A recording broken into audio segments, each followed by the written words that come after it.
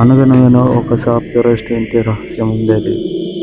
ఒకనాడు రవి అనే వ్యక్తి మబ్బులు కమ్మిన రాత్రి ఓ పాత ఇంటి ఎదుట ఓ యువకుడు నిలబడ్డాడు. ఈ ఊరిలోన అందరూ చెప్తారు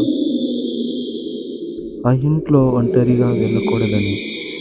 కానీ రవి అటువంటి మాటలు అసలు నమ్మేవాడు కాదు. ఓ ఛాలెంజ్ అనుకుని ఆ ఇంట్లోన అడుగుపెట్టాడు.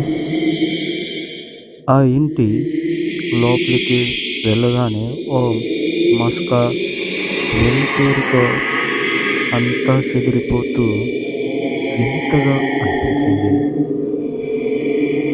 ఇదంతా కేవలం పుకార్లు, భయపడాల్సిన అవసరమే లేదు అనుకున్నాడు రవి.